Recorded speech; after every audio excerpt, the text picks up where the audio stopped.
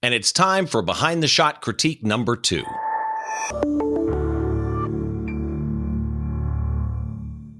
Hi, once again. Welcome to Behind the Shot. This is the show where normally we try and get inside the mind of great photographers by taking a closer look behind one of their shots from conception to completion and all the challenges and stories that happen in between. But today is a special day.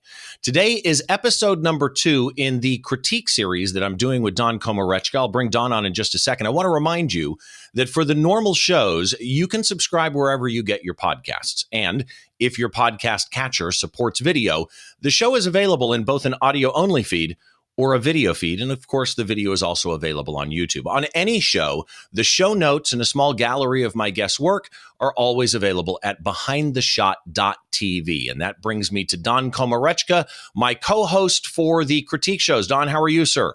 I am well, sir. This is great to be doing a second episode of the critique show. Trying to still iron out the flow and make sure that we get a nice cadence going to give as much information as possible in a short period of time, making it valuable for anybody listening. Going through images that we find through our Flickr group, and anybody that goes to the Behind the Shot Flickr group and tags their images with hashtag, or there's no hashtags on Flickr, but right, if you put it there, we'll still find it. But just put in btscritique. All one word, no spaces, and that lets us sort of mull over everything that is submitted within that category. We can't get to everything, but we try to pick a nice sort of diverse bunch of images every episode to kind of put our two brains together and figure out what's what about. Yeah, and we're doing it. What we're doing is we're alternating each time. So I picked 23 too many images for the first show. And for this show, Don has picked the images. And we're going to do less images, keep the shows a little bit shorter and more succinct so that we can also dive a little bit deeper sometimes into the images. I do want to mention, Don, if you are not familiar with Don, and if you're not, I don't know where you've been living, but Don does his own podcast called Photo Geek Weekly. I'm lucky enough to be a guest on that show on a regular basis, and it's actually one of my favorite podcasts to listen to. So, Don, tell us about the Photo Geek Weekly podcast. So if you read the news on Petapixel or DP Review or F-Stoppers or anywhere else online, you'll find hundreds of stories on a weekly basis. And I go through and I pick 3 or 4 stories that are really geeky by nature, technical, or something that we can dive into with curiosity from a legal perspective or from an angle that we just haven't heard other people discussing. And so from those stories, we have a great hour-long conversation and back and forth between me and a guest. And Steve, you're one of my favorite guests to have on. You're so kind. Well, you are. I mean, you do a lot of research on the stories, and you're very well prepared, and so I appreciate that. But and then we have some picks of the week at the end, so that you can get out and shoot with whatever extra inspiration, information, and some gear suggestions or software service suggestions, anything to help you be a better photographer at the end of listening to us ramble on. Now, you're not only on your podcast, Photo Geek Weekly, but you also guest on a lot of things. You've been on my podcast, I think, as much as Rick Salmon. You two are the top. But you did a recent appearance on DP Review TV with Chris from DP Review on UV photography. Where can people find that? So DP Review TV is a really cool YouTube channel. And so I'm sure love what they do. We'll put a link into that, but I think it's just youtube.com/DP Review TV, and you'll get to it from there. It was a fun sort of niche conversation. A lot of people don't know that ultraviolet fluorescence photography is so accessible, so approachable, easy, and magical at the same time. It doesn't require modification of any equipment. You just need to spend a couple of extra bucks on an ultraviolet flashlight or two and play around with flowers, invisible inks, minerals, tanks full of water with liquid flow stuff that just feels otherworldly that you can do just on your kitchen table. And I love in the video, I think in the blog post too, Chris used a lot of the shots he did that day with you. And it's the type of stuff I want to print. I mean, it's kind of the kind of abstract-y art that I want to print on metal and hang on my wall. It's really cool stuff. You've got a macro book coming out. What's the progress on that? So I'm revising some sections slightly just because new lenses have come on the market in the last little while, and I'm just I have behind me in my studio. I had this wonderful image of all of my macro lenses, all perfectly staged and everything, and I got 2 new lenses in the last week. So I'm reshooting that image just to be as complete as I possibly can. The files are going to be into the printer January 14th is the deadline for that. So making good progress towards that. That deadline won't be hard to meet. But it is going to be a soup to nuts view on macro photography. Macro photography, the universe at our feet, is going to be a very instructional, hopefully very inspirational look from the very beginnings. Maybe you want to skip that if you're already into macro, but if you haven't explored that at all and you want to get into it, we'll cover the very basics through things more complex than you can imagine as you go further and further down the rabbit hole. So it's where can people get it? They can get that right now. It's pre-orderable at my website where I used to host my Snowflake book that's now out of print, although you can still get an ebook from it at skycrystals.ca. So skycrystals.ca, and you'll find the pre-order link for both the ebook and the hardcover edition, as well as if anybody wants the limited edition leatherbound, it's there too to pre-order. If you enjoy my work, if you enjoy these critiques, show some support, and you'll get a wonderful book as your reward. Yeah, I've pre-ordered one of these myself, and I'm looking forward to it. And seriously, if you are not familiar with Don's work, head to his website. And if you're watching the video of this on YouTube, which you most likely are, because the critique shows, unlike the normal podcast, are only going to be on YouTube because they're so visual centric. Underneath Don on a regular basis when he's talking, you'll see lower thirds come up, but also in the show notes under the video, you'll see all of the links to Don's show. So again, just a reminder that if you want to get in on this, we are doing it through Flickr. So we have a Flickr group called Behind the Shot. So if you go over to Flickr, sign up for either the free account or the pro account. It does not matter. You can join groups regardless of what your account is. And if you head on over there, you can join the Behind the Shot group, submit any photos that you want to the group. We will not use any and all submissions for these critique shows. You need to critique them, you need to tag them with the tag btscritique, and the photo needs to be in the group. That's absolutely critical because other people could use that tag, and I don't want to accidentally grab somebody else's shot that's not in the group. So those are kind of the conditions that you need to do. There was something else somebody mentioned to me yesterday. Scott Heath mentioned to me, and I'm trying to remember what it was. And if I think of it, I will let you know. But again, go to Flickr, join the Behind the Shot group, submit your pictures to the group with the tag BTS critique. You don't need the hashtag symbol. Flickr has their own tagging system, and you can do that. One last thing before we get started on today's images. There is no way for us to hit every single point on every single image. It just can't happen. So I'm going to take a worst case scenario. We pull up an image, and there's 100 things that we could say about that image, right? We're going to say the top 2, 3, 4 things.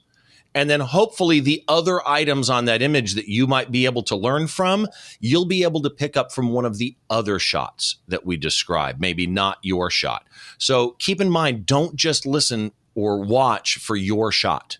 You want to learn from everybody's photos. So, Don, are you ready to go? I am. I'm primed and ready. Let's get into this.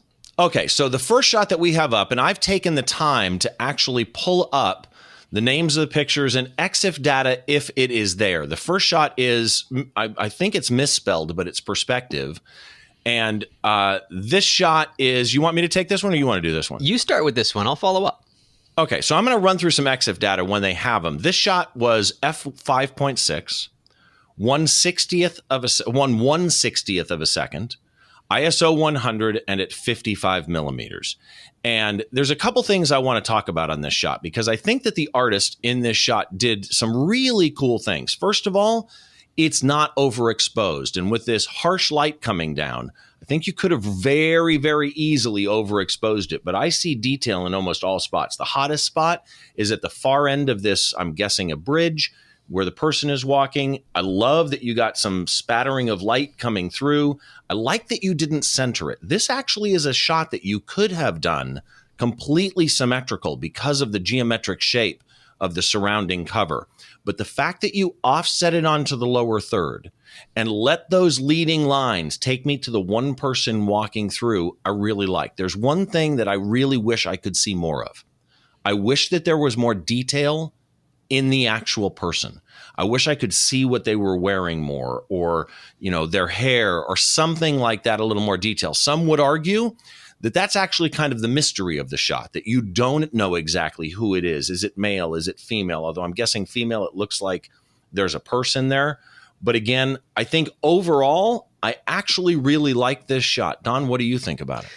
So I agree with what you've said. I'm glad that it's not symmetrical. However, I don't think that you could get it perfectly symmetrical to the eye, because the shadows would not fall perfectly balanced because of the angle of the sun. And probably the metal themselves are not perfectly symmetrical.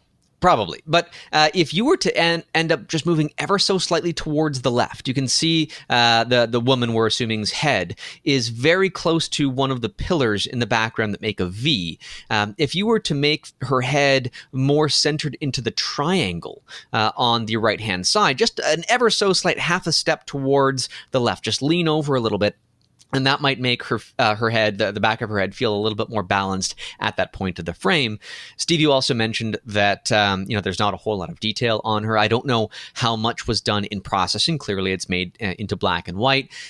You've got a bunch of sliders to move when you're making an image into black and white. And if there was any color in her clothing, some of those sliders corresponding to those colors could have been made brighter if that was an option. I have no idea if it was or not. But it's always something to consider when you're making a black and white image, not to just make it solidly monochrome, because that might not give you it might be flat, where you could otherwise increase the contrast or decrease it in certain areas where you want to affect where our eyes flow across the frame. I also see pretty well into the extreme foreground that I've got some pretty strong focus. It falls out into the bottom left-hand corner just a little bit slightly, but by the time it gets to the woman, it starts to fall off at about the same degree.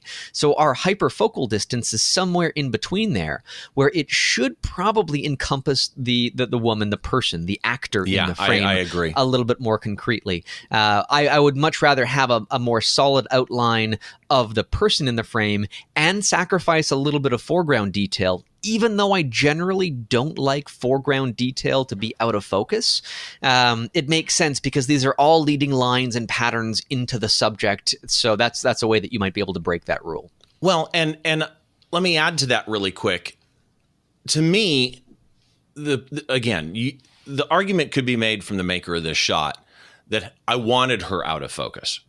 I'm guessing, right? I wanted her out of focus. I wanted a little bit of mystery in the distance. It doesn't feel that way, though. It feels as though it was just a miscalculation on depth or focus point. It may be that they pre-focused on a spot and then missed shooting at that spot when she was in it, as opposed to using, on a Canon AF servo or some type of focus tracking to actually track her as she walked down. But I think having her in focus would make this a much stronger image. Anything else you want to add on this one? Or throw it completely out of focus. Now, this was done with a kit lens. I believe it was the 18-55 that came with the Rebel T6 that this was shot with. So if you were to shoot this at a similar focal length, 50 millimeters, you could easily get a 1.8 aperture lens. And if you don't even have to shoot it all the way open, but if you even take one or two stops back from f5.6 and deliberately force the person in the background out of focus, then that might add that sense of mystery that you're after. But having it just ever so slightly missing the mark, I think that looks more like an accident than it does look like deliberate. Exactly. If you want to go out of focus, it's got to be so soft that it's an intentional art choice. Here, if the question is in my mind whether that choice was intentional or not, then I'm going to default to accidental. But I would actually even go a separate way if this were my image, and that is, you're at ISO 100 at 1/160th of a second. You could bump this up to f8 and just raise your ISO a little bit. That camera does absolutely fine at ISO 400 or ISO 640 or something. You could do a lot by just increasing the depth of field. Because here's one of the things, actually, now that I'm looking at it longer, that does kind of trouble me. Because she's blurry or soft, it really stands out to me that the leaves on the trees to the immediate left of the image are actually pretty sharp. I would rather it be the other way around. I wish the leaves were soft and she was sharp. So you could play with that with focus, or just do it all sharp. Go with enough depth of field to really make me feel like I'm standing there and can see it all is where I would go with it. Anything else you want to add on this one? I think we've said enough. This has been a great image to critique. Okay, so this next image is yours. Okay, so it's titled again, some slight misspellings in the titles of these images. I think it's supposed to be called Reflection in Waterfall. Now, this is the hardest kind of image to critique because it's abstract. And as soon as you get into abstraction, you have to let your eyes wander around a frame and focus on lines and shapes and colors. There's no solid object per se within this image. So when my eyes wander around, they end up landing on any anchor point that visually, perceptually, I can find. And they end up being the brightest points in the image, the areas that are pure and solid white. They're not that interesting, right? They're just white blobs. So, okay, pretend, make believe in my mind that those aren't there. Let's just keep wandering around the frame. And First of all, so that the maker knows, where are you seeing those hot white spots? So the upper left-hand corner, there's some right up in there, along some of the green waves, a little bit kind of making a diagonal line back towards the center in that area. The upper right-hand corner, there's a little blob there towards the bottom center. There's another larger one there as well. And then down at the bottom middle, too. I said bottom center. Okay, yeah. So in that regard, then, if I negate that, the next concrete object that I might find is the reflection of the leaves of the tree in the middle of the frame. And that might be an anchor point of some sort. But this is falling victim to an out of focus effect, where if you have a subject that's out of focus, especially if it's right around a really, really bright object, like a bright sky or something, the out of focus edge gets blurred. And if you try to drastically darken that down and introduce color to it, then that blurred edge will actually grab more color than the background has. And so you have this darker blue halo around a lot of that foliage that wouldn't necessarily be natural to the scene itself. Now, we're not talking about naturality within this. We're really pushing things to extremes. But the only thing in the scene that does appear natural has something unnatural about it, and that can kind of push me a little bit away from the surrealness of everything that I'm seeing across the frame. Now, I love the green textures, especially on the left-hand side of the frame. I just love the way that they feel. They're not too dark. They're not too heavy. They have a really nice kind of weathered, just rustic kind of texture to it. That's part of my favorite part of the image. It gets a little bit too harshly done along the upper edge of the frame, and the blues can be a bit too intense for nature to have produced those particular colors. So that kind of pulls me away from it a little bit. My main thought on this would be what I typically would do when I'm HDR processing an image, whether it's from a single frame or multiple. I'll take the original image or the mid frame of whatever sequence I'm doing and paint in with a brush, not concretely, but with some level of faint opacity, and slowly paint in the original image to get rid of some of the harshness that the processing would have otherwise introduced, so that I can keep the elements that I really like, but cancel out, negate some of the harshness that the overarching global processing had produced to begin with. Yeah, I agree with everything that you said. And I should mention, in parentheses, the maker of this image actually had the words version over saturation. So the maker of this image is intentionally going for this I don't want to say overcooked, but this really punchy color look that he or she is getting. There's a couple things I really, really actually like about this image. And one of them is exactly what you said, which is the greens in the lower left or left side of the frame. My problem is inconsistencies. So on the lower left, they're softer, they're almost a brushed feel. And on the lower right, they're extremely sharp and harsh. I kind of wish that those evened out, because I'm seeing a balance of the greens on the left and right, but they're not really balanced. And it actually is a little uncomfortable to my eye. I like actually that you have the wave type effect going through at the top rule of third, and then the blues up above that. But same issue with the blues. On the left side of the frame, it reminds me of, and I'm as you were talking, I was trying to remember what these were. I think it was sand. There were these old, like, I don't say puzzles, but these designs where you could do different colored sands and you'd turn it upside down and the sands would run together. And that's kind of what this reminds me of. It actually kind of brings me back to my youth. I like that. But again, the right side is much more grainy than the left side. And there's an imbalance there for me. The biggest problem that I have with looking at this image as abstract art is that there is one area that is very clearly defined. I don't mind it being the water line, right? That actually is kind of a cool divider. But the leaves down in the bottom middle, they have a halo all the way around them, almost like a chromium aberration. It's not. It's just that you've punched up the saturation, and there may have been chromium aberration in there that got accentuated. But my problem is they're so defined that they break my eye out of this surreal space and bring me into a real space. And I kind of wish as a viewer, I was in either the surreal space or a little bit more of the real space and not kind of hovering, not sure which way I would want to be in between. Or concretely have something like on the bottom right-hand corner, we see that there's a rock that's under the surface of the water. That's somewhat defined as well. But what if something broke the surface of the water? What if you had a log, a rock, a twig? It doesn't matter. Just something that was above the surface of the water that could be that visual anchor point that the water was maybe notably flowing around. Then that, I think, would be okay because you're bringing that very concretely into the real sense. It's not a reflection. It's the actual object itself. And that can juxtapose all of the reflections so long as they are all softer and more surreal.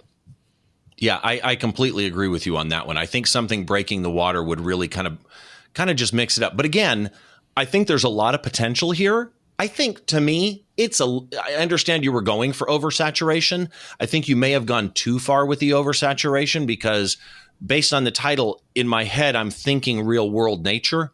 And it's so far over that it's pushed me beyond suspending belief. But I like the idea and I like that you stretched it outside the box. So anything else on this one before we go to the next one? Just take it in stride. Take this, mix it in with the original until you make it feel like it's right for you.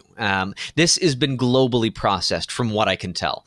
And I don't want to say globally processing is a bad thing. It can always be a great place to start, but I never use that as a place to finish. No, I totally agree. Next image up. This one is called Sunset over Hogtown in Toronto, Canada. So before I critique this, Don, I have a favor to ask. Sure. Toronto over Hogtown. Is there? I'm not familiar with Toronto. You are. Does Hogtown mean something that I'm supposed to get? Yeah, it's not Toronto over Hogtown. It's Sunset over Hogtown. But yes, I'm sorry. Sunset over Hogtown. One of its nicknames was Hogtown, and that's because way back in the day, Toronto was known as a place where pigs were processed. So slaughterhouses and all of that kind of thing. And when the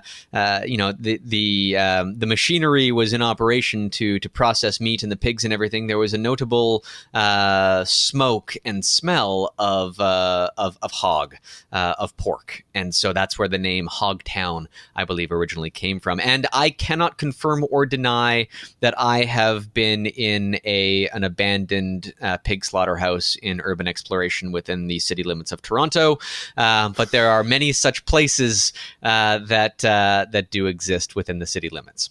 Okay, so that clarifies it to me. And I would say to that, if you're going to name an image Sunset over Hogtown, that's great. You maybe you're from Toronto. That's a name you know. On a global scale, there's going to be people who don't understand that. So just be aware when you name something, that also kind of is going to be very specific, and it might even limit your audience understanding your art. That's okay. I'm not saying that's a bad thing. You just need to understand that if you name it, Sunset over specific name to this city that only residents that grew up here in the 60s would know, that type of a thing. Yeah. That you are at that point kind of limiting the understanding of that title for other people. So again, not necessarily a critique on that one. So let's go into this shot a little bit. I have never been to Toronto. I've always wanted to go. And I love a number of things about this image. First of all, the fact that you took this and have this kind of cool, soft, subtle feeling to the color. I love that. It is, however, a waterscape slash cityscape slash landscape image. And one of the things that you generally want to avoid there is the horizon line being too close to the center. Now here, it's not at the center, right? It's closer to the lower third. It's still a little bit too high for me.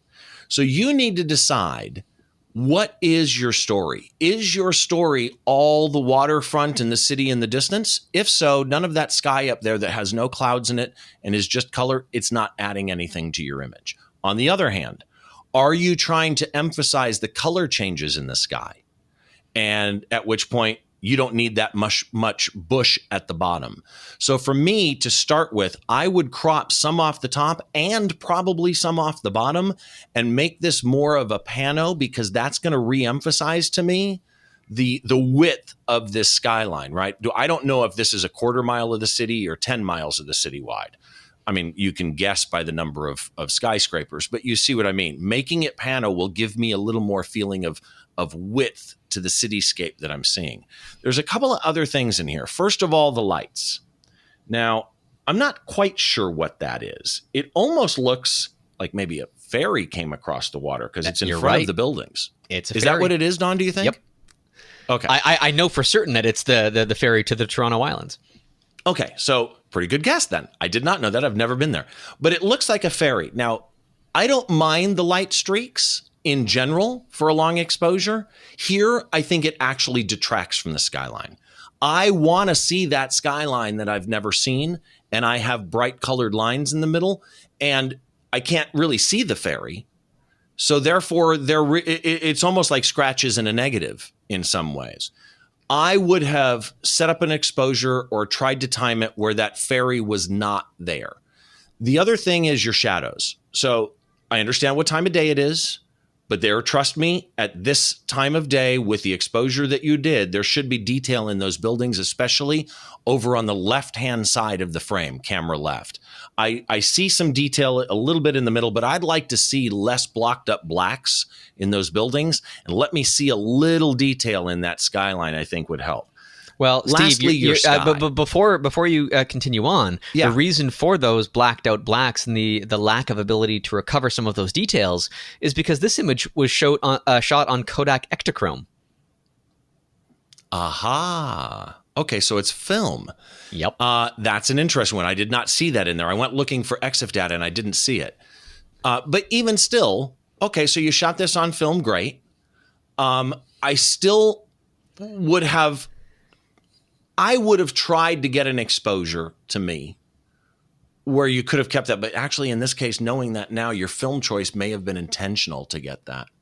Yeah, it's going to be personal taste. Let's go back to what Don said on the last image. And that was talking about global processing of that image that had the saturation effect. This one, I think, could really use some, specific area touching up. So now that you've got this in a digital form, there's a lot of noise in the sky. And there's so much noise in the sky, to me, it's actually distracting, especially in the upper right-hand side. I noticed I'd that. take Yeah, that noise gradient down. doesn't flow nicely. Yeah, it does not flow nicely. In fact, on one screen, I've got it on so that when I record, I've got it in my recording software here, but it's small. So now and then you'll see me look down to my right. I've got it on a large screen over here where I can, zoom in and look at the shot and process it and put my glasses on if need be. And there's banding in the upper right. So you have dark, then you have a lighter strip, and then you have dark again. And again, a lot of reasons that could happen. That's a moot point. The main thing is I'd love to see just a brush go over that sky area and blur it a little bit with some noise reduction. Not blur, but noise reduction is a very subtle blur that will cause all of that to just meld together, I think, a little bit more. And last but not least, the long exposure. We got the lines from the ferry, but we also got the bush moving in the front.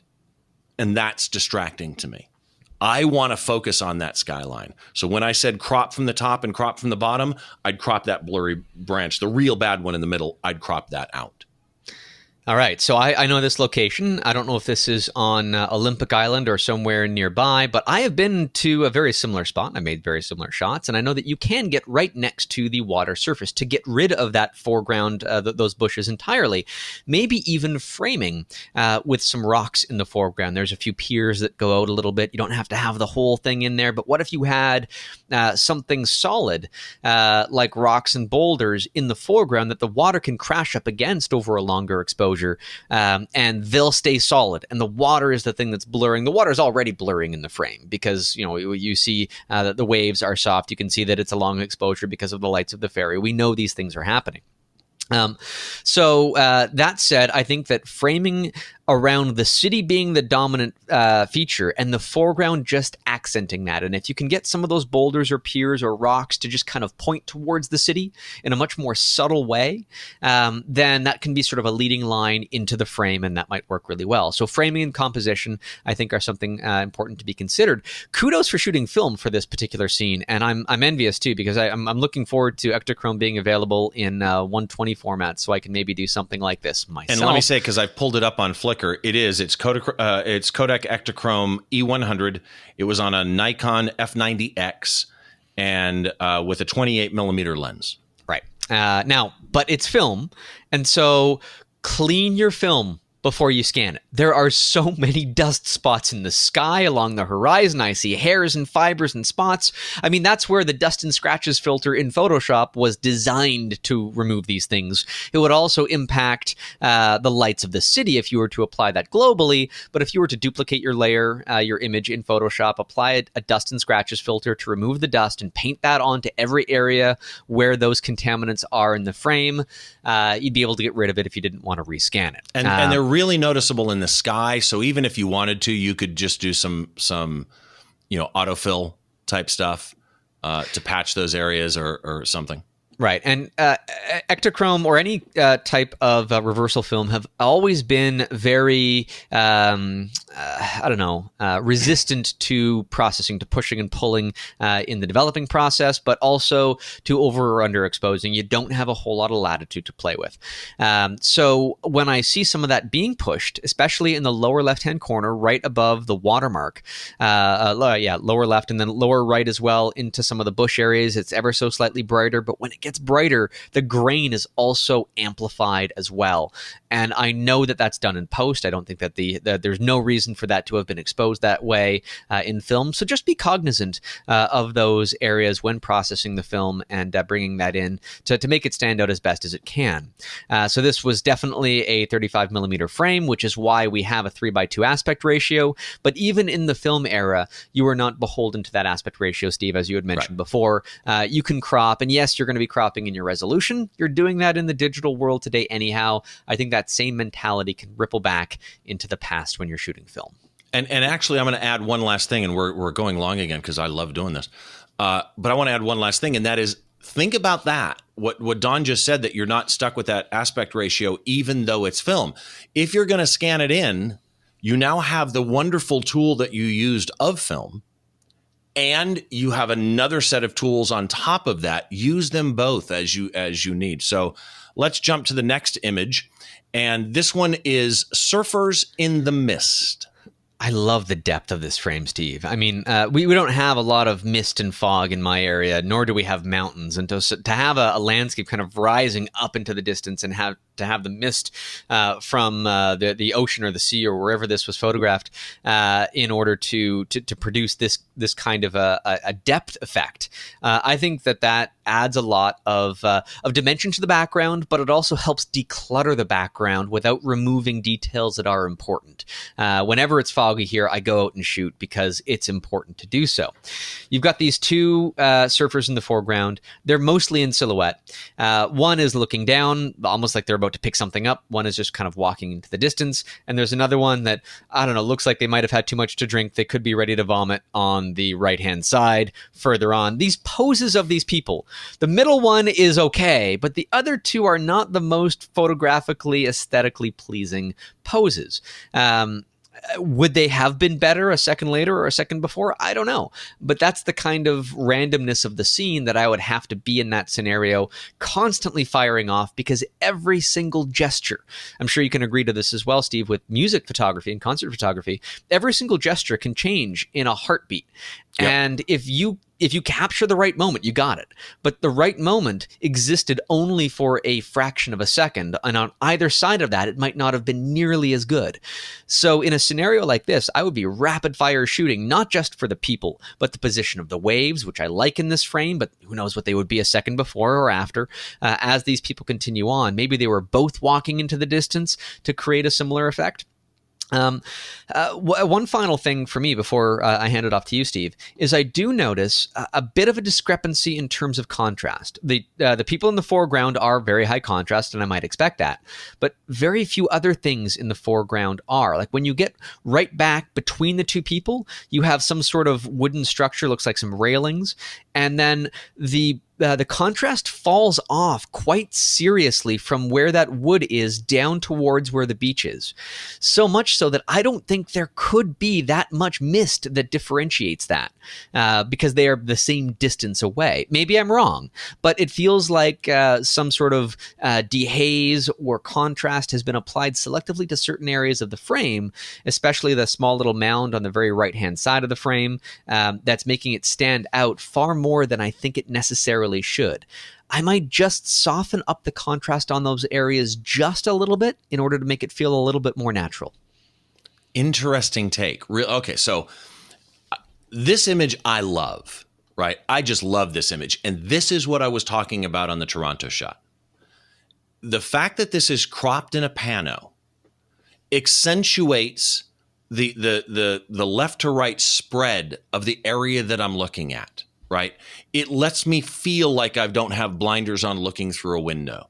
And it really, really brings that to life for me. Now, let me throw some EXIF data out because I don't necessarily agree with something that you just said. This was f5.6, which I think was perfect for this. It was ISO 5000, which explains all the noise that you see, especially the top third of the image. ISO 400, Steve, 1/5000th of a second. I'm sorry, 1/5000th of a second. ISO 400, correct. But there is a ton of noise up at the top, and I love it. I'm wondering if it was grain that was maybe added after the fact, but either way, I actually love the graininess and noisiness at the top of the image. But this was at 150 millimeters. So he's a little bit, he or she, far away. And if you look at the light back on the beach area where it's really bright and lighting up those palm trees in the middle, the way this light is coming through the haze, I actually would not doubt it's at an angle that really is shadowing those surfers in that way. But that said, I do wish that there was some detail in there that I could see. I just wish there was a little bit more. Now, you did something really cool. Again, I agree with Don. The poses on the left and right surfer are not great. But I love the fact that it's the rule of thirds. You've got 3 surfers in here, not 4. I like that. I mean, not rule of odds, choice, yeah. But still. But also the 150 gave you lens compression. And to me, this shot is actually a really good example of the effect of lens compression, right?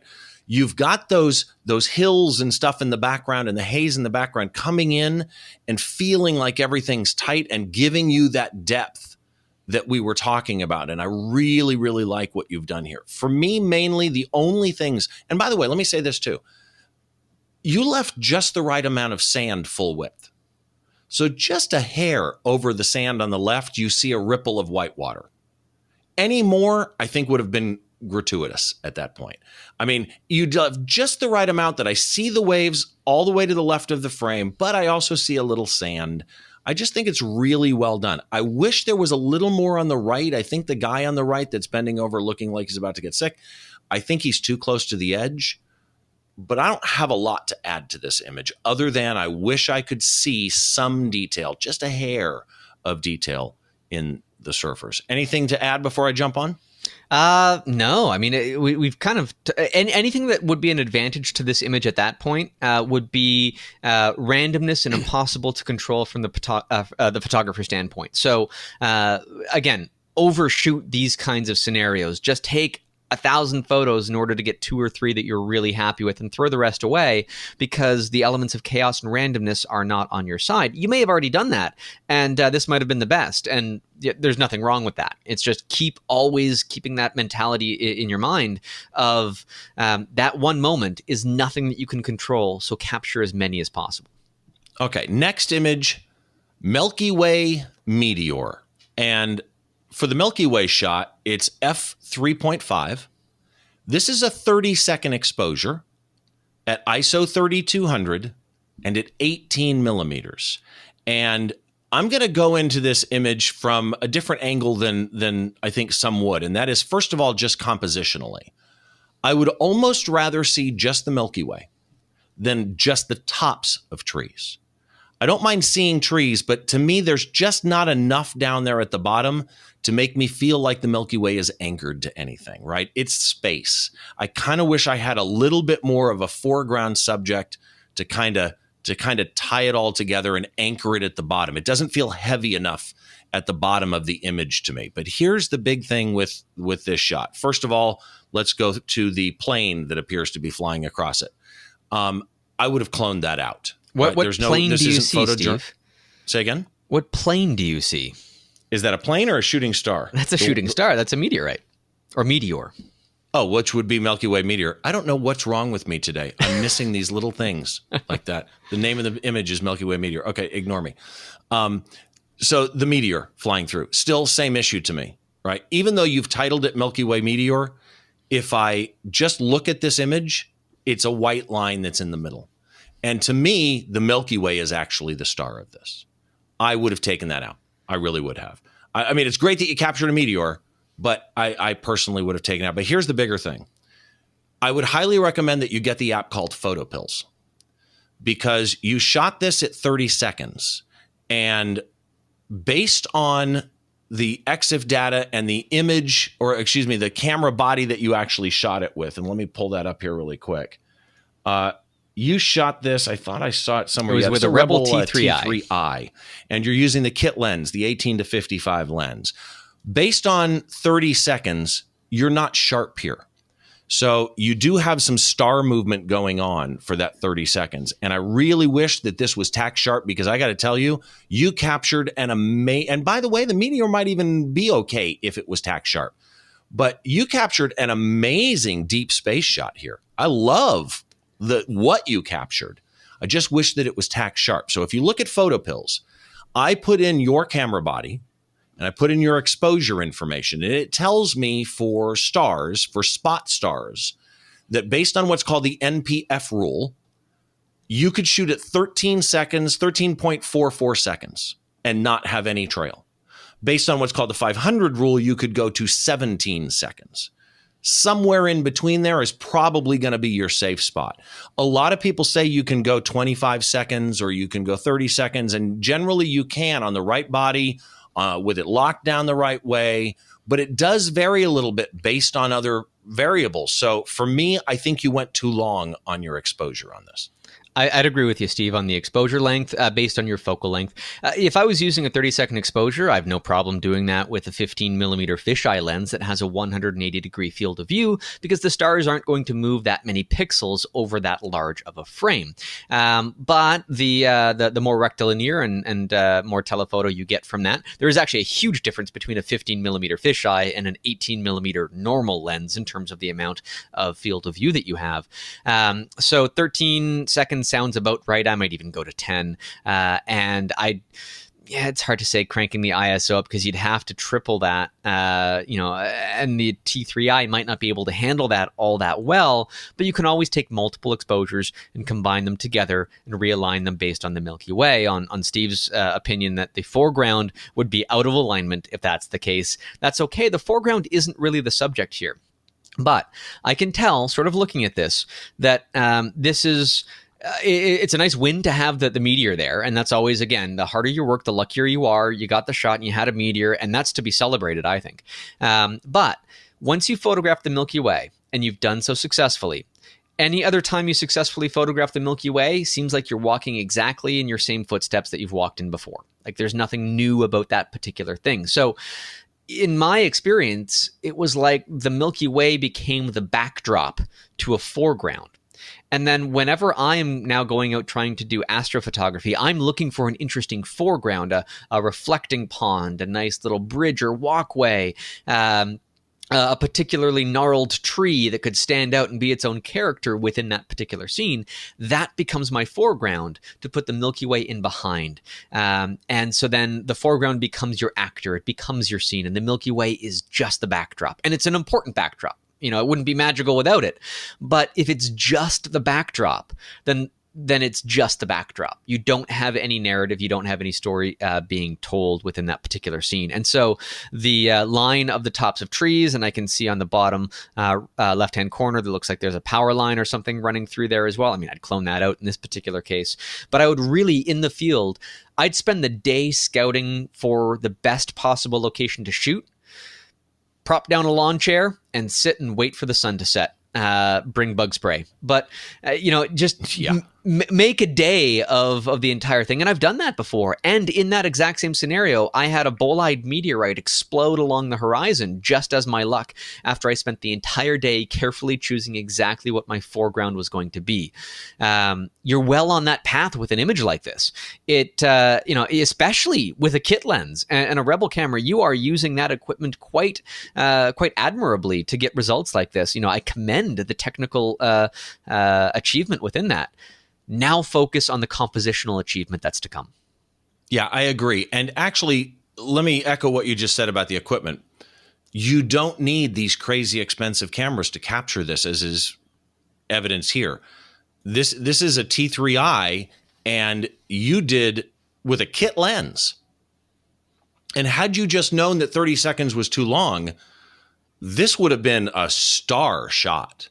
The more I look at it, the Meteor doesn't bother me that much, but it's still, maybe if it wasn't right in the middle of the Milky Way, which of course you don't have any control over in this particular case, but still, to me, even though I understand the challenge of capturing that Meteor, it just, to me, is right in the middle of, because there's no arch of stone going across it or no foreground, and it's a clear backdrop, it feels like you're trying to make this gorgeous, large Milky Way a backdrop to a small meteor. And again, while I understand the accomplishment, and I've never shot a meteor, and I wish that I had, I wish the white line wasn't there. That's just me. So. Hey, wouldn't it be great if it was running perpendicular to the Milky Way, creating a nice little sort of zigzag guiding our eye across the frame? Again, there's no control over that, but just keep shooting and eventually you'll find it. Yeah, I agree. So next one up is the Spiny Flower Mantis Insta. You want to take it? Sure. I know the photographer that took this particular photograph, he's not watermarked it, so we won't mention his name on the critique. But, I love silhouettes when they're done right. And this has been done right. You can see this spiny flower mantis, which I'm so envious of. We don't have them here, and it's actually illegal to import them into Canada. We can only photograph the standard praying mantises. That's the only mantises that we can have here. So I'm envious of the subject matter, for one, but it is an ideal subject with that crazy outline that is just so perfectly defined against what appears to be a sun. Now, it could be an artificial light source. I'm not sure. But regardless, it feels like this is the sun in the background. And so we have this character that is just waiting for prey in this particular location. Doesn't seem like it's the most ideal scenario for it to be waiting for prey. From an instinctual standpoint, it might want to be lying in wait a little bit more. So everything about this says it's staged to me, and I don't mind that one bit. Not at all. If you're trying to create this as an image and that's your idea, then not only did you have a great idea to begin with, but I think that it's also very well executed. Now, it says Insta in the title. Maybe that means that it was intended for Instagram. That's my assumption. It's not a square crop, so maybe making it square would kind of fit that mantra a little bit better. And maybe, I'm not saying that this would be a necessity at all, but if there was any amount of a foreground light that might have been processed into silhouette, Around the eyes, if there was any level of detail at all, just bring that up ever so slightly around the eyes, just so that my mind can make a visual contact with that part of the frame very subtly more than the rest of the shape. I already am. I mean, it's a silhouette, but I can still see the eyes. If there was any detail there whatsoever, bring that back up and make the image stronger as a result. I don't have a lot to add to this other than praise, and that is the Asian feel of this, the timing of this, the almost Karate Kid poster of this, right, is just wonderful. Your timing here is impeccable.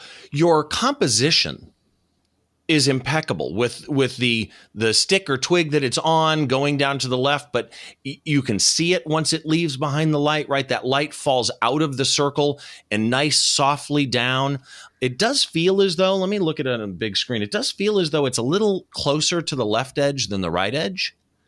There's a little more space to the right of I'd measure it just to make sure that it's equal. The sun. Yeah, but I really think it should be the other way around. If it's going to be closer to one edge, I think it should be a little closer to the right edge, or dead center to me would be perfect. The other thing is, to me, this is not tack sharp. Now, this was shot on a Canon with the 100 macro IS f2.8 lens, which is a killer lens. I think you've done everything right here. I just wish that it was a little bit sharper. It's f2.8. at 200th of a second, ISO 100 at 100 millimeters. That's the macro lens. I think that you could have, for this, gone up on your aperture and then, as needed, adjusted your ISO or your shutter speed to compensate for that. And I just think that it would have been a safer shot that way. Don, you're the expert in this area, but don't you wish that the edges were a little bit sharper? Well, you're right on the point, especially around the silhouette of the Mantis, that having a slightly smaller aperture might help define those features a little bit better. But if this was the sun or any other light source that's circular like that, if you were to be shooting this with a smaller aperture, even going down one stop, that light source will become smaller with a harder edge around the outer area of it. That's just the nature of bringing that background more into focus will affect the background that way. So I love the background as it's shot right here. I wouldn't change that whatsoever. But if the shot was taken at f2.8 for the background and at a 5.6 for the subject, and then combined together so that you would have the best of both worlds, I think that would be more than acceptable. Yeah, I just think that it would make a stronger image if really those edges were just popping. But like you say, that background sun is so perfect in this. Absolutely dig it. Next one's up to you. Or actually, this one's up to me. And this is Bryson City. I'm assuming it's North Carolina. This is f5.6, 1/320th of a second, ISO 100 at 35 millimeters. And I've got a lot about this shot that I love. First of all, I see so many shots like this where people overexpose it. And you nailed the exposure on this, because by getting this exposure just right, you kept all the rich colors. You kept the nice reflections. I can see clouds in the water that I don't see in the sky. And here's another good example of cropping just the right amount. The sky clearly has some scattered clouds, but nothing that's going to make a real subject. And so you made the intelligent choice here to leave me with more of the foreground water and sky reflections and tree reflections than sky that you considered might be boring. So you cut it down all the way to the top of the trees on the right-hand side. Now, that said, I wish there was a little bit more space there. Right? If I were to frame this, I'd actually lose the top of the trees. So I kind of wish that you left me a little more space there.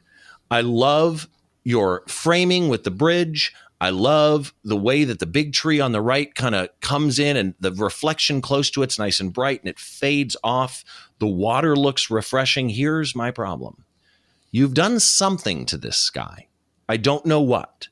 It's really light on the left, not bad there, but in the upper, right part and middle part is much darker. And you've got a very, very bad halo around all the trees, all the way from the top right. And again, I'm looking to the right because I'm looking at the big screen too. But all the way from the top right of the trees, probably 2/3 of the way down the top of the tree line, you've got a very, very, very pronounced white halo around the trees. And unfortunately, that to me brings an image just way back. If that wasn't there, I love this image. This is a beautiful landscape image. As soon as I can see your Photoshop work, I'm out. So really think about what you did to the sky. And I'm not saying don't do it. I'm saying think about what you did to the sky. And is there a way that you can get the effect that you want through masking, through multiple layers, through multiple images? Is there a way to get the effect that you did to this without leaving a halo? Or if there isn't, pixel by pixel is the only way that you're going to fix it. Steve, I love you because I have an entirely different point of view on this image than you do. But I have the ultimate respect for everything that you just said. So for me, I look at this image and I see it as not as a landscape image per se, but as an environmental portrait. And who's the actor, who's the subject in the scene is the person in the boat. Maybe it's two people. I can't quite tell. But the one or two people in the boat that's underneath the bridge. I mean, if that was missing, then this image would have two people, by the way. It looks like it would not have nearly the same impact to me as it does right now. So I know this was done with a prime lens, a 35 millimeter lens that, of course, you cannot get greater reach with. But if you had like a 200 or 300 or 400 millimeter lens to really get in on that being the prominent feature, maybe take a number of steps towards the right to have that branch in the foreground that has the nice sort of golden yellow leaves to be framing against the edge of the subject, and then have the background, if you're able to get lower down to the surface of the water, having that back shoreline all framed in. That to me is the scene and the story here, because there's a lot of wasted space in the image. You mentioned the sky. Yeah, it's been processed to bring out every detail, but there's no point in the image that guides my eye up to that tree line, right? It's a line across the top of the frame, sure, but it doesn't guide. There's nothing in the image that takes my eye to there, to any other place, or vice versa. The water, I've got this wonderful spot of blue, but again, it's not a solid line that connects to anything. I'm looking at this image in terms of the lines and the shapes. See, and that's so interesting to me, because to me, having that big tree on the right as not a subject but a foreground creates a shadow, which leaves an open area in the water where you see the blue and the clouds reflecting on the left. And that, almost like a sunset coming across the water, that blue trails right back to the bridge where you see the boat. And so we are different minds here. But by the way, they are between two pillars on that bridge, so great framing on them. Yeah, but I think that the image needs to be more centered around them. And maybe you only had a 35 millimeter lens with you. I get that. And a lot of times when people go out, they only take one lens, and I'm not going to fault them for that one bit. But that just means that the subject to be photographed, I might have run around. It looks like you're on a bridge here at this point. Maybe you're on your own boat. I can't quite tell. But I would get to that branch overhanging and maybe get that stronger in the foreground in order to fill the frame. The big tree. Well, no, the big tree would be the dynamic reveal into the frame. There are so many ways to slice this image apart and put it back together. The point is, though, that you were out at the right time, found the right subject, and the exposure is nice. I would be concerned about the processing. As Steve had mentioned, there's some pretty noticeable chromatic aberration on the left edge where the trees meet the sky. And there is a very noticeable dust spot right in the middle of the sky. Pretty hard to miss that. It is a dull octagonal shape. So you have an 8-bladed aperture in that lens. Okay, so next image, you get to go first on this one. This one is called Wine and Cheese Grapes. So, this looks delicious, first of all. I mean, the cheese looks fun. It's a nice staged still life image. If you haven't done any of this kind of work before, then you know that there's a lot that goes into staging an image, building up the atmosphere around it. It's not just setting up a frame. right? You have to choose your ingredients that are within that frame very carefully. And so if I just start looking at those ingredients, I know a lot of people that do staged food photography, and some of the utensils here would not pass muster for them. The cheap dollar store corkscrew for a very elegant frame might need to be replaced with something that at least has a wooden handle. The wooden handle knife is a steak knife. That's not exactly a cheese knife. So, from that bare basic standpoint of building up the frame with the right ingredients, there could be some work put into that. But if we look at the ingredients that are applicable, of course, we've got the wine bottle. I see part of the back label and a sliver of the front, but that's not telling me exactly what wine it is. It's almost like that's intentionally being hidden. If it is being hidden, well, take the label off entirely. I mean, if that's immaterial to the image and you want to take the extra 5 minutes to just make it about just a random bottle of wine, then go through that extra effort rather than having it sort of mistakenly kind of halfway back and forth. The focus is great. I think the exposure is great. In terms of lighting, you've got this really nice kind of, and I see this a lot on spherical objects where you've got this nice, it's not a solid catch light on the wine glass. You've got this nice sort of soft diffused light, which I think is worthwhile. But the wine glass might not even be perfectly clean. There's some sort of spots on there that you could probably clean up in post. I don't want to be too harsh on that. I mean, anything that's gone through my dishwasher is going to look almost exactly the same as that. But I've got a few more things to say. I don't want to say everything about this image, Steve. Why don't you take it from there? Okay, so everything that you just said is exactly what jumped out at me, but there's a couple of things. First of all, there's a white spot underneath the right-hand side of the board, and at first I thought it was a dot on my screen. It's not. I don't know what it is. I would take that out. There's one on the knife too.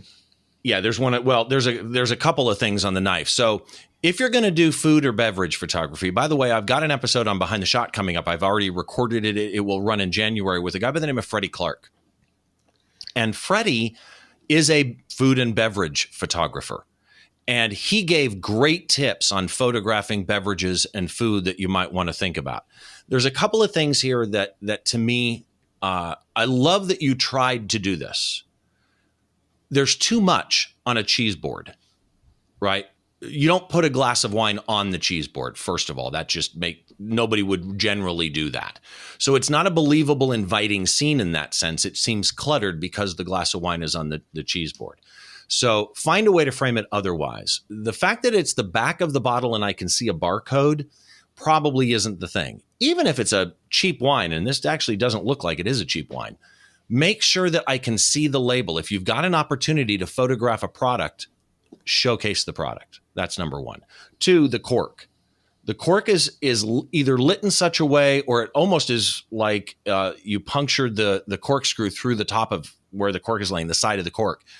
Get a new cork. Put a nice, good-looking cork on there to make it look fresh as opposed to not fresh.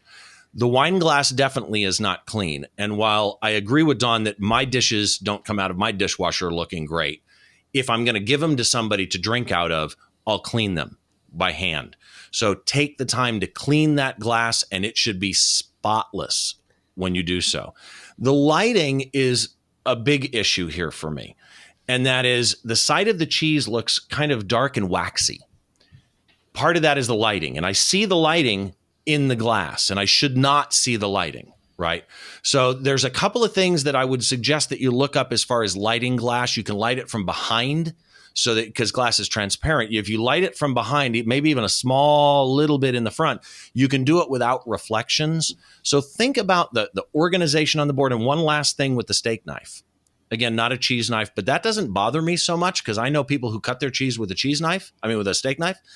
But I would never take a photograph with the blade pointing at the camera. Good point. It's not as inviting that you have a sharp point pointing at you. So again, just think about positioning. And I was just going to want to echo the ideas of lighting here.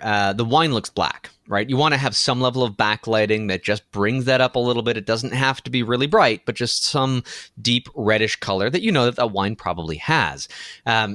And so if this was experimenting with, flashing, a speed light at a whiteboard that is on top, slightly behind of the subject, lighting from behind, and then something maybe in the front, lighting the front, you can do this as a 2 or 3 light setup, or just use reflectors to bounce the light around as best as it's going to be. But what if it wasn't reflections of a catch light in the wine glass? What if it was a reflection of the scene around you, right? You can, even vaguely, even make a print of like a fancy restaurant or a fancy kitchen or something that would be like out of focus, but echoed somewhat in that catch light that we're seeing on that wine glass, which would give me the atmosphere in which this entire thing is staged without having anything in the background or around it. So you can use those reflections as a way to extend the scene, just like you would with a mirror in a restaurant that makes the restaurant look twice as big as it would normally be. That's a tool that we can use creatively here to build out our composition without changing the frame. Yeah, and I do want to definitely say that to the maker of this image, we've probably chosen more things to pick out on this image. I want to say it's great that you tried this, but when you're doing food and beverage, you want it to feel like I could be sitting there eating or drinking this. So think about that as you lay things out, on the board. Let's go to our last image for this time. And this one is called Stick to Your Guns at 1720. And Stick to Your Guns is a band, 1720 the venue. This was shot at f3.2, 1/200th of a second, ISO 1000, which is actually, I'll get into that in a minute, surprising the ISO 1000, and 50 millimeters. And let me add one other thing. This was shot with a Nikon D500 and a Tamron 24-70 lens. And I bring that up because so many people think that you have to go out and buy top of the line gear. It's a Tamron third-party lens, and it's a very nice lens. And this shot, from a music point of view, is kind of everything that you want in a music shot. So first of all, you feel like you were at this show, or you understood what it was like, or understand what it was like to be at this show. There is so much energy in the timing of this shot. The hands in the air, the scream, the lighting, the darkness in the background of the venue, but you can see other band members in the background. There is so much about this shot that I absolutely dig. One of the things I absolutely dig is the exposure. So I see detail in the faces in the crowd. This guy's white, wet shirt tells me that he's been sweating up a storm. And normally that white, wet shirt would have clipped instantly.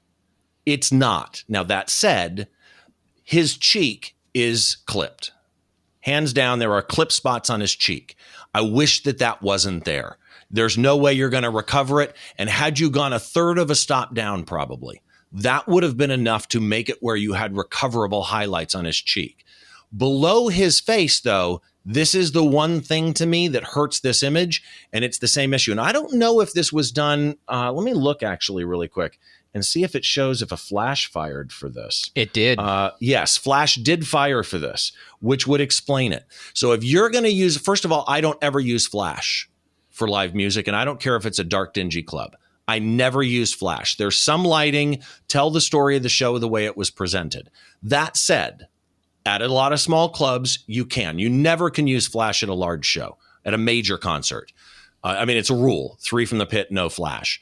But if in a small venue, the band knows you and the band says, yeah, take whatever pictures you want and you can go ahead and use flash. You've done so much right here with the flash to not clip the shirt. Okay, you got a little bit on the face. You could fix that next time.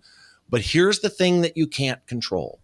That hand right in front of him that came up and is so blown out that it draws my attention more than his face. Your eyes will almost always go to either the most saturated or more likely the brightest spot in an image. And for me, the brightest spot in this image, there's 2 of them. It's the hand, which is big, the small spot on his cheek, which is small.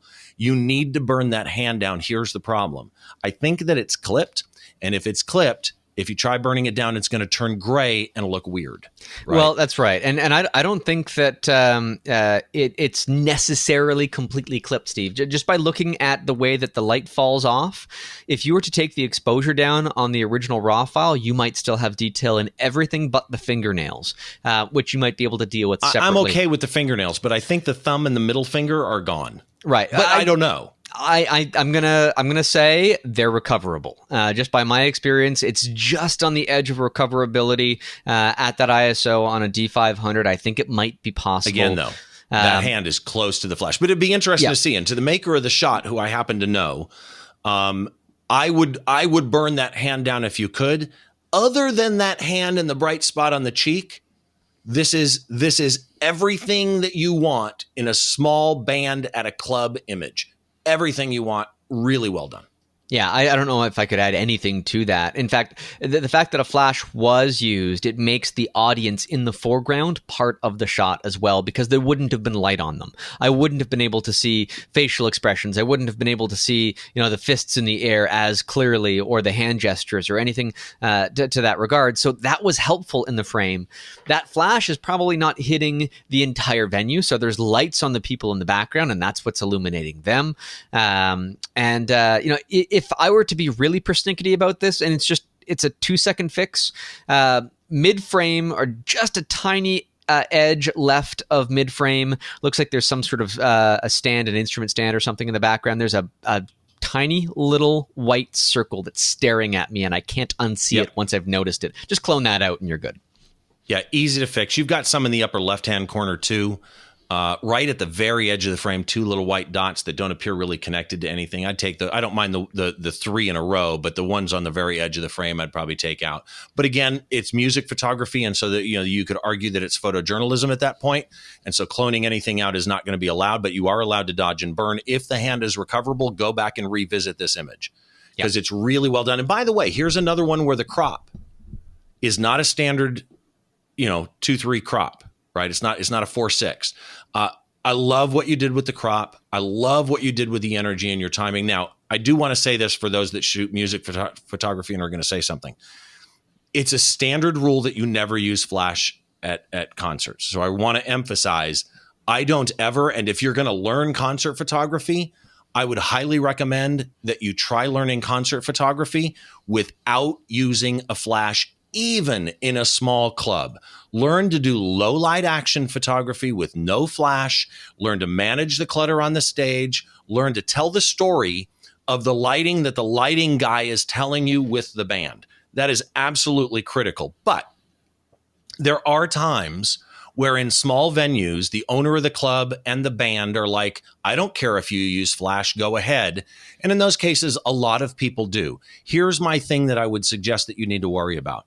If you're going to shoot flash in a very dark club venue like this, all of the people who paid to be there are in a dark venue and their eyes have adjusted to darkness, right? So suddenly you're going to pop that flash off and you're going to freak their eyes out. And they paid to be there a lot of times. And it's the same with the band. It can be very, very uncomfortable on the band too. So if you're allowed to do it and you want to do it, that's up to you. But think very carefully when you use flash, if it is appropriate at that time and how much you should use. And don't do what I've seen in clubs. And this is the reason I'm going on about this. Don't do what I've seen guys do in clubs that are shooting for the band that's their, college roommates, right? Don't just run around going, pop the flash, pop the flash, pop the flash, pop the flash, pop. It ruins the show for the people that are actually there to see it. Do it only 2 or 3 times. Your job as a music photographer is to not be seen. Right? If you are never, there's a reason we wear stage black. If you are seen at a show, that's not as good as if nobody ever knows that you were there. Yeah. And the same thing is true at a wedding. If you have to be a photographer at a wedding using a flash, I mean, do it like when you've got staged shots, but don't pull people out of very specific moments. If you have that quintessential moment that you have to fire the flash on, your camera better be on single shot mode and you take 1 shot, because you cannot disrupt the ceremony, the performance, the enjoyment of the event from anybody that's watching it. And every shot that you take with flash can potentially do that. I'm not saying just taking 1 shot is a bad thing. I'm just saying that you don't want to annoy people that have paid money to be there. Yeah, I totally agree. So that's our last image. I love doing these photo critiques. So I want to thank Don Komarechka, my guest again. And Don's lower thirds have been coming up under the video. But Don, let's go over your links really quick. Where can people find you? Well, my podcast is photogeekweekly.com. Of course, Steve, you know that. You're on the show quite often. You can find my main portfolio website at doncom.ca. That's donkom.ca.